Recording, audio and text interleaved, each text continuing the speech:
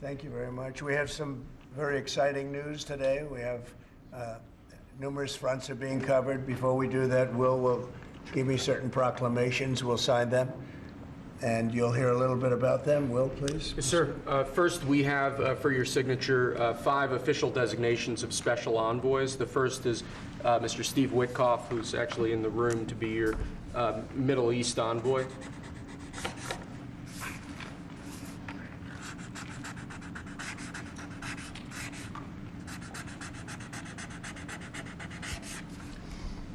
Where is Steve? Right here, Mr. Steve Witkoff, everybody. Done a great job in the Middle East, really great. But we'll see how it all turns out. It's complex, but I think he's going to do very well. Next, we have Mauricio Claver Caron to be your special envoy to Latin America, sir. Okay, good man.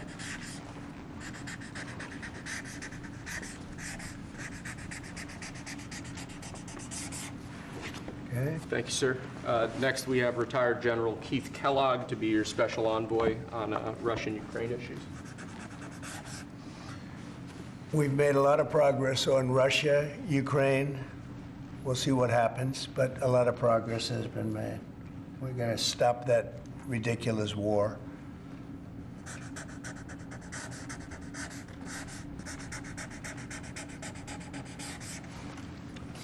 Okay. Thank you, sir. Next, we have designation of Rick Grinnell, to be your envoy for special missions. I sent him to California to turn on the water. We turned it on. It was not easy because we had to go through a lot of environmentalists that are causing a lot of problems. And we have billions of gallons of water. It was on 3 days ago. You probably saw. It should have gotten a lot of press, but it didn't get much. All we're doing is giving Los Angeles and the entire state of California virtually unlimited water, which they could have done 5 years ago, which I told them they should do, but the environmentalists stopped them. And we opened it, and we did it regardless of the state. And now the state seems to be very happy. I spoke with Gavin Newsom, and he's very happy. I almost called him by the other name, didn't I? My little nickname for him. But I think they're all happy. They have a lot of water in California. Too bad we didn't have it about 2 months ago, right? Mr. President, That was, by the way, that was a big move. We have, I don't know if you saw the pictures that were released of the water pouring down from the Pacific Northwest and Canada and lots of other places. And it's a pretty amazing sight. Mr. President, Rick Grinnell had a big Friday trip as well. He had a very big Friday trip. You're right. We'll talk about that. He's a good man, Rick. Lastly, sir, we have a designation of Mark Burnett as your special envoy to the United Kingdom. You know who Mark Burnett is? I figure Survivor. he should be good. He's certainly done a great job. A friend of mine and very talented guy. We have very talented people working for us.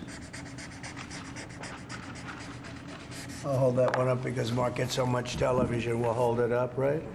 He'll be thrilled to see it. He's going to do a good job. Thank you, sir.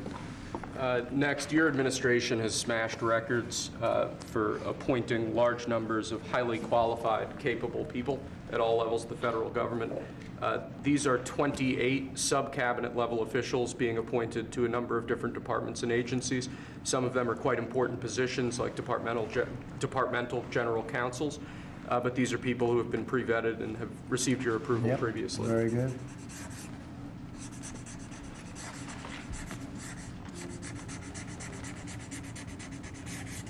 Okay. Thank you, sir. Next, this is an executive order.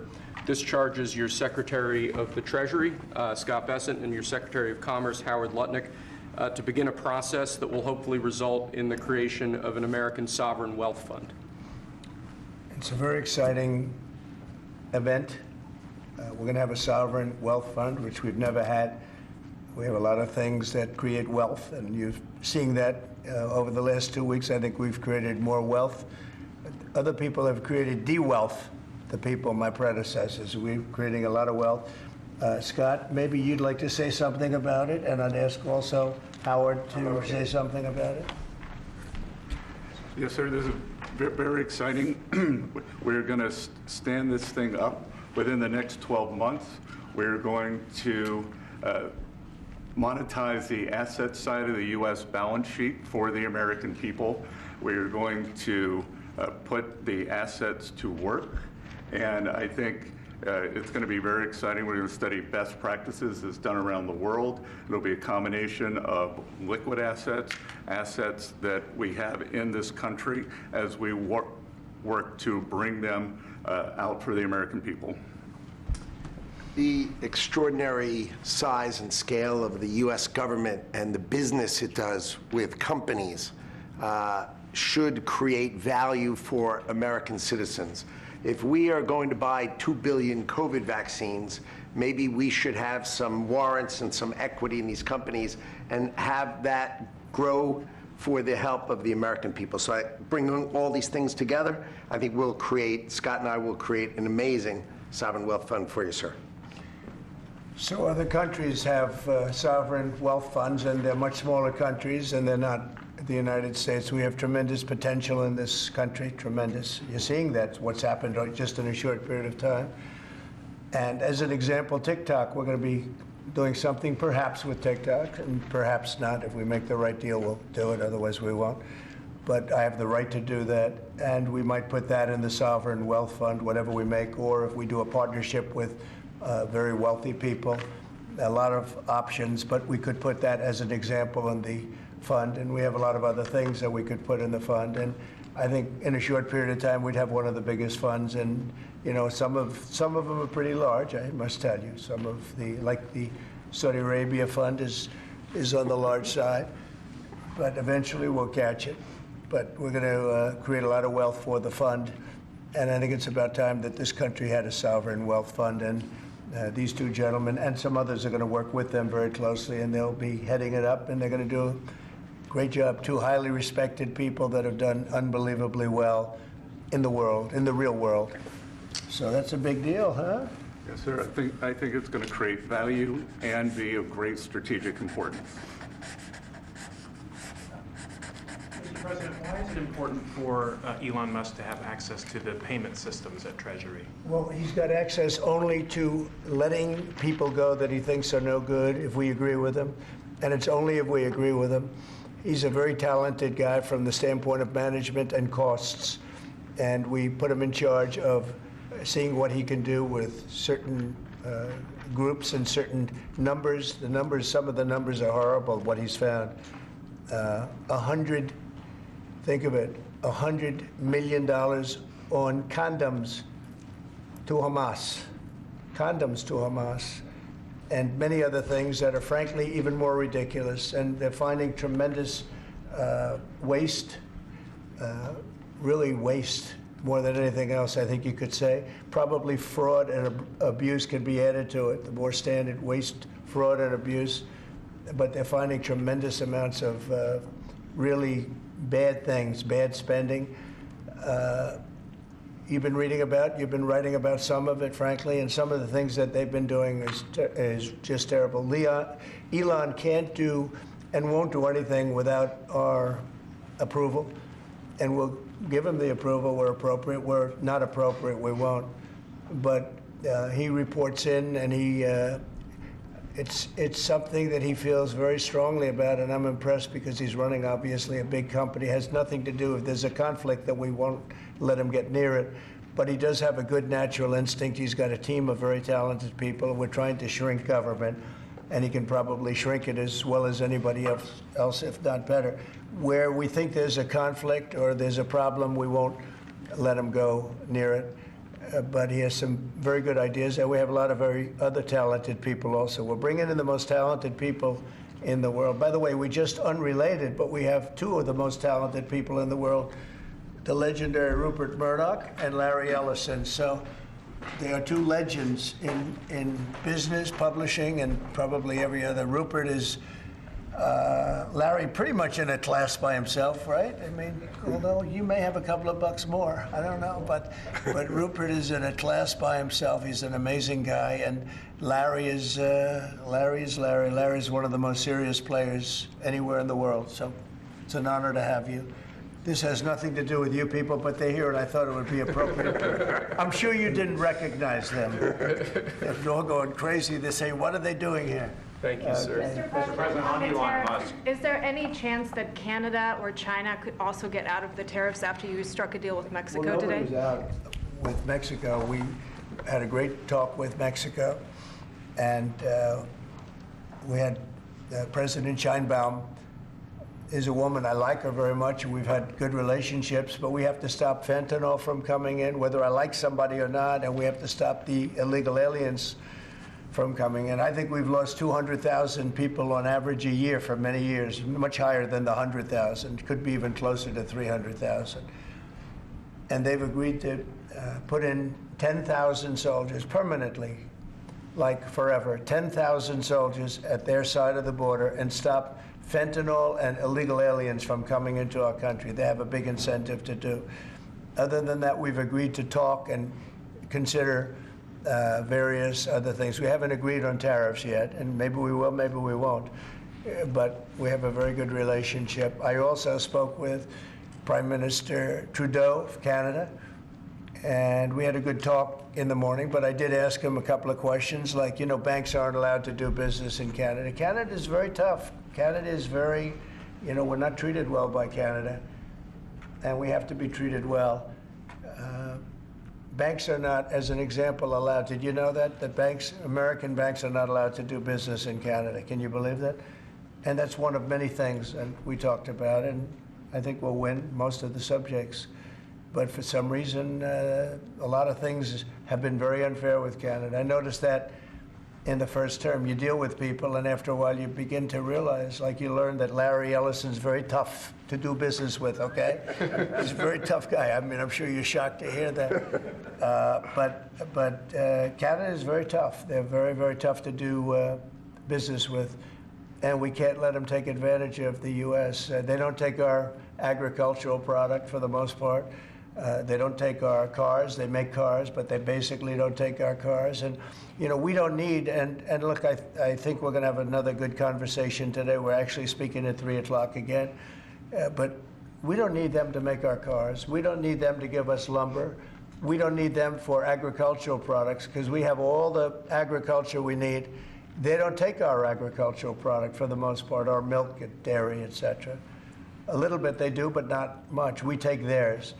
And as far as cars are concerned, they took in a big percentage, almost 19% of the market. And, you know, I wouldn't mind making our cars in the United States, so we have a problem there. I'd like to make our cars in the U.S. We don't need Canada to make our cars. With that being said, we're going to have another call at 3 o'clock. We had a call this morning. It was a pretty good call, I'd say. So the call with Mexico went very well in the sense that they're very strong now on the border. They're going to put soldiers there. So, actually, they're best military soldiers, and they're going to be at the border, 10,000. That's a lot of soldiers, and they want to protect it also. You know, they don't want people running through Mexico, coming through Mexico to come into our country. So they're going to do that, and then we're going to talk about other things over the next 30 days. We're going to have Scott, Howard, and Marco Rubio, Secretary of State, lead the delegation, and we're going to have a big negotiation with Mexico. I'll be involved too, and President Sheinbaum will be involved to see whether or not we can work something out on the tariffs. What about China? On fentanyl in China? China will be speaking to China probably over the next 24 hours. On fentanyl in China, President Trump. We don't want fentanyl coming into our country. Now, we had another big thing, speaking of China. China's involved with the Panama Canal. They won't be for long, and that's the way it has to be. Marco just got back, as you know. He's in the process of coming back. I guess he's almost back by now. And he had a very long conversation with the leader of Panama, the respected man, and some others, the entire leadership group.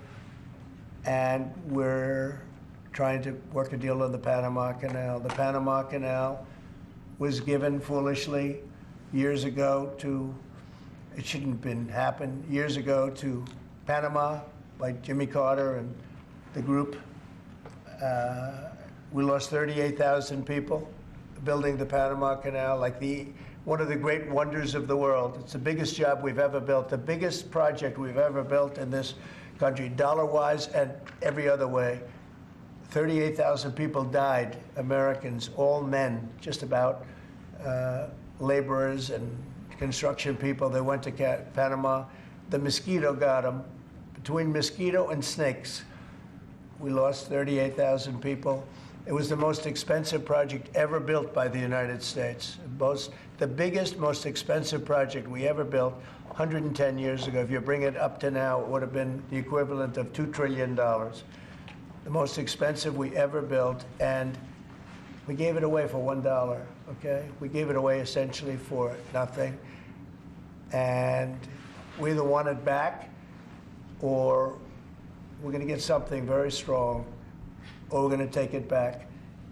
And China will be dealt with. And we didn't give that to China. We gave it to Panama. We shouldn't have given it to Panama. But Panama, as you know, has violated the agreement, totally violated the agreement. So that's in the process right now. But they did have a very good meeting with the head of Panama. In addition to the tariffs on China, could you say your current thinking about whether China should be forced to pay reparations both for fentanyl deaths and the million COVID-19 deaths? I haven't talked about that, but they do have tariffs. Honestly, nobody, the amount of money that was lost and most importantly, the lives lost because of COVID is not something that anybody could ever even imagine. It's probably $60 trillion, and all the countries in the world don't have $60 trillion. The amount of death and the amount of destruction and the amount of money lost is probably $60 trillion. I had it figured by people about 3 months ago. It figured out. Nobody knows what the real number is, but it's almost an infinite number. The damage done, no, but I have not discussed that. What I have discussed is we'll have some good meetings with China. We have meetings planned, and we'll see what happens. But that was just an opening salvo. If we can't make a deal with China, then the tariffs will be very, very substantial. Okay, I'm going to sign this one. Sir, this is, you've obviously made making America healthy again a key priority of this administration. A key component of that is obviously heart health. This is a ceremonial proclamation declaring the month of February to be National Heart Month. Okay. I hear we're doing very well with nominations. We'll see, but it looks like we're doing very well with nominations. Mr. President, have you been involved with calling senators who had some concerns about Tulsi Gabbard or RFK? You have? Yeah, I've gotten great response. And they want to do what's right, and we've had a good response. I think we'll do well. We have great people like this. We have great people coming in. I'd like to say the best ever recruited for government. I think we have the finest people ever recruited for government. Will it take an act of Congress to... And you know what? You're starting to see that because we've done more in 2 weeks than Biden's done in 5 years, 6 years. They could be here between him and Obama. You add it up, okay? We've done more in 2 weeks than they've done in 12 years.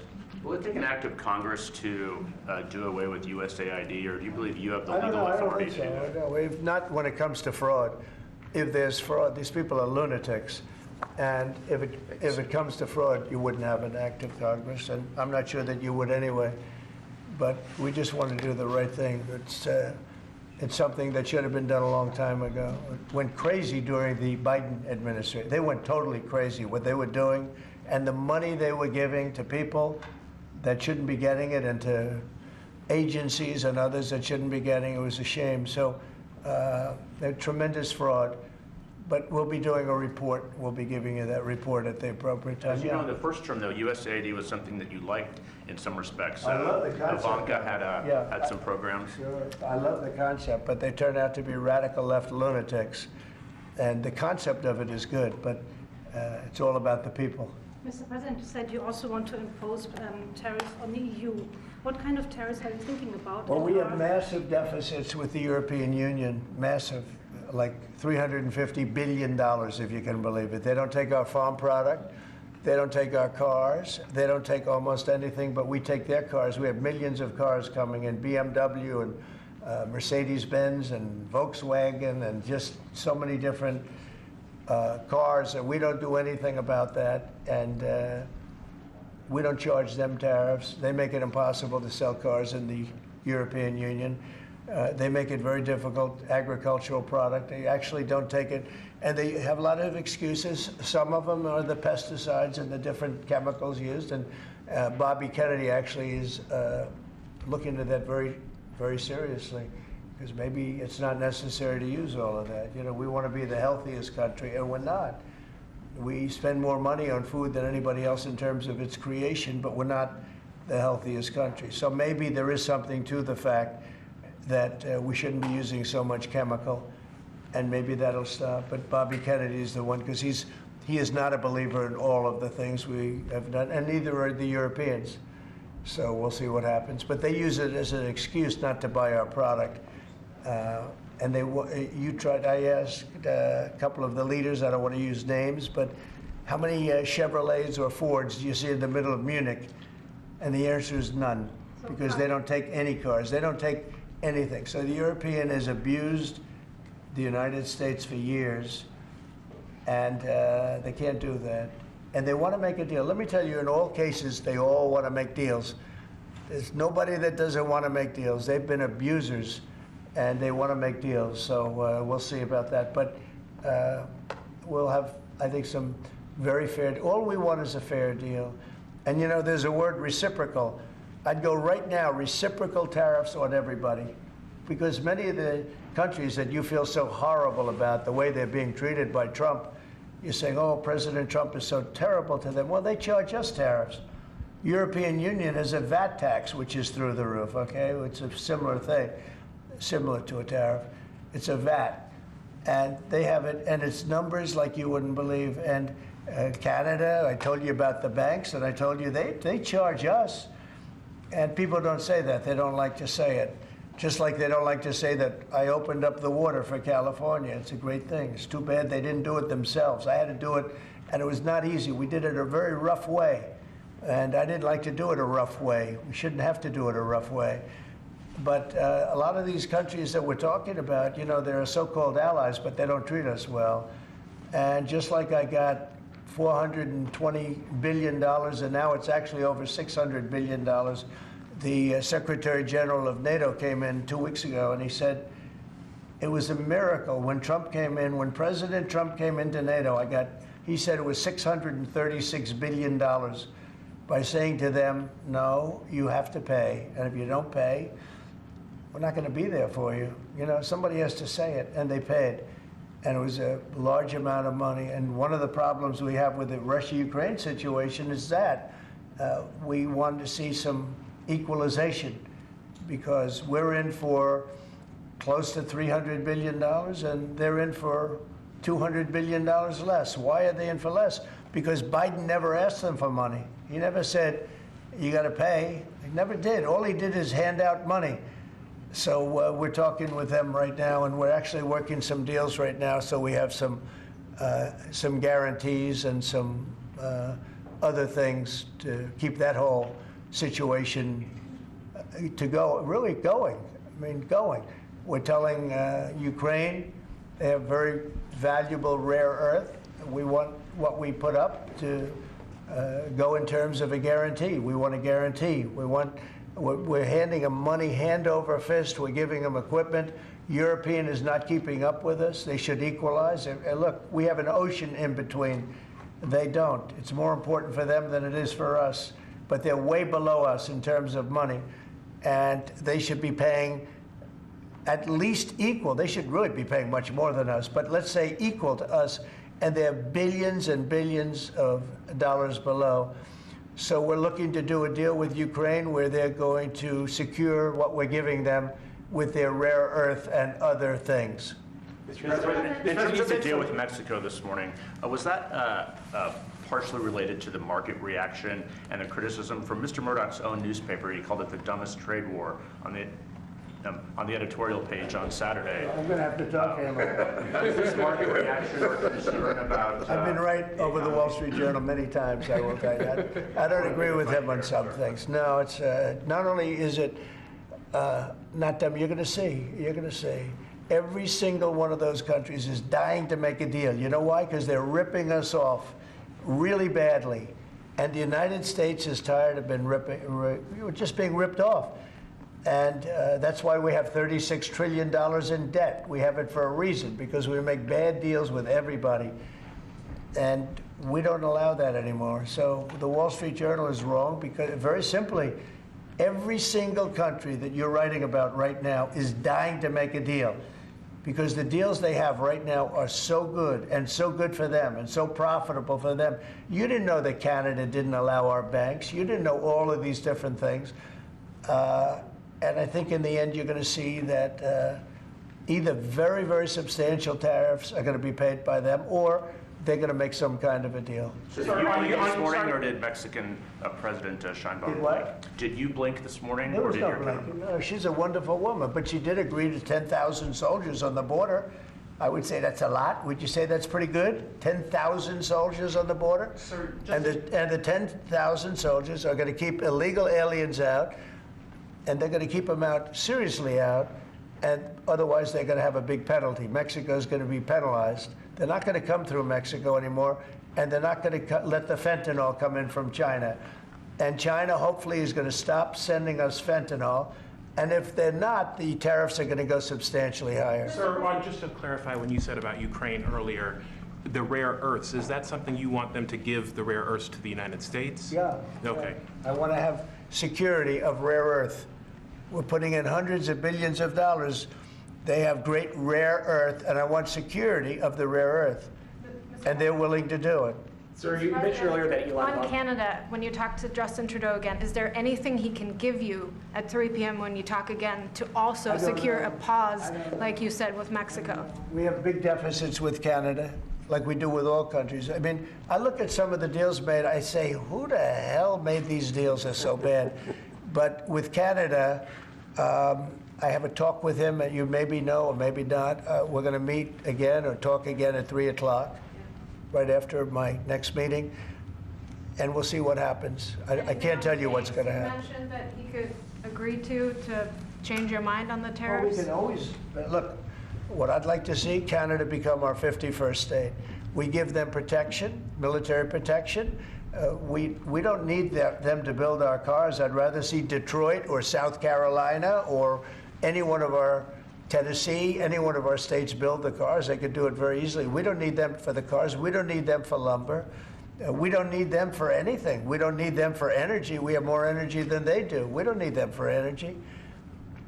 So I say, why are we doing this? Why are we willing to lose between $100 billion and $200 billion a year? We don't need them. As a state, it's different. As a state, it's much different. And there are no tariffs. So I'd love to see that, but some people say that would be a long shot.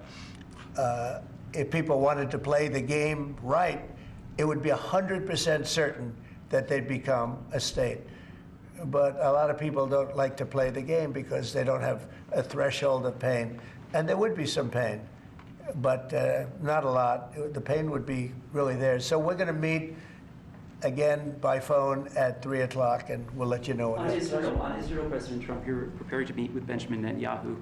Coming in tomorrow. Yes, you've mentioned in the past you're concerned about Israel being too small geographically.